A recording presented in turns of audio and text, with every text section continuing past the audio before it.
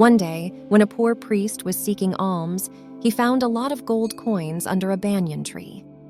As he could not locate the owner, he decided to keep the coins to himself. On his way back home, he saw a beggar. He pitied him, but did not give any coin to him. As the priest continued to walk, he saw a few diamonds shimmering on the ground. Amazed by the grace of God, he bent to take the diamond, but a thief jumped from behind, grabbed the bag of gold coins, and ran away. The diamond was just a piece of glass that the thief used to trap the poor man. The priest was disheartened and went back to seeking alms. Then Lord Krishna passed by and gave the priest a few metal coins. The priest wondered what the metal coins could fetch him. On his way back home, he saw a fisherman with a couple of fish in his net. The priest felt pity for the fishes and bought them with the metal coins. He placed them in an earthen pot with water. The next day, when he picked the pot to empty the fish in the stream, he was amazed by what he discovered. There were 2 diamonds in the water. The fish had accidentally swallowed diamonds when they were in the river and vomited them when they were in the pot. This divine intervention had taught him a lesson. The priest burst into tears of joy and thanked Lord Krishna in his mind.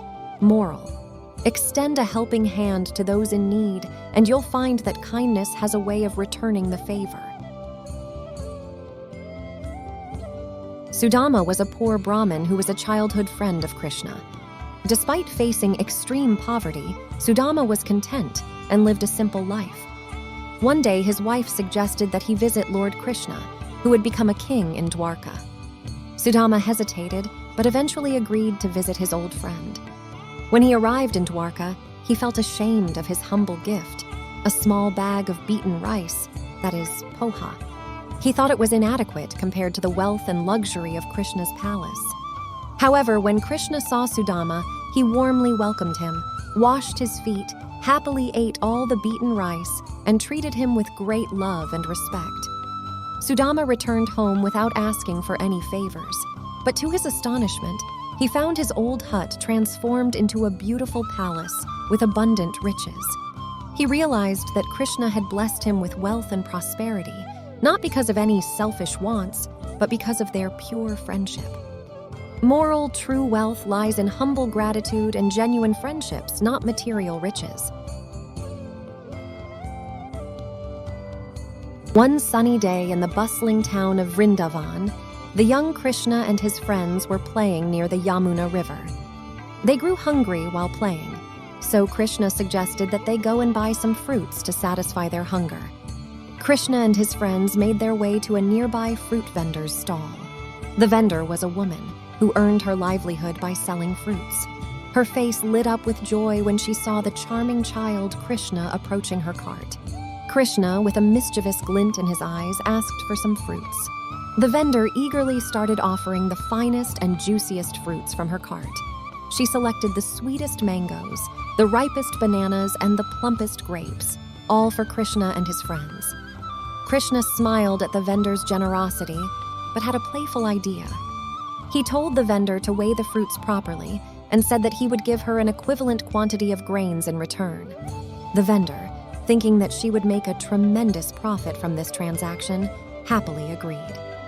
She began placing fruits on one side of her weighing scale and grains on the other. However, to her astonishment, no matter how many fruits she piled onto the scale, the grains on the other side always equal the weight of the fruits. The scale remained perfectly balanced.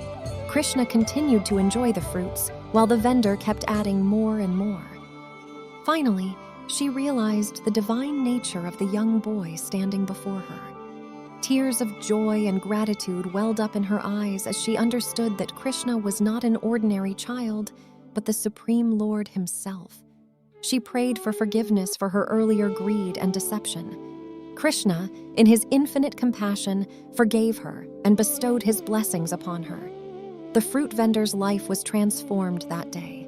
She learned the value of selfless giving and the importance of devotion to the divine. Moral 1. Be honest in all dealings even when no one is watching. 2. Find joy in giving without expecting anything in return.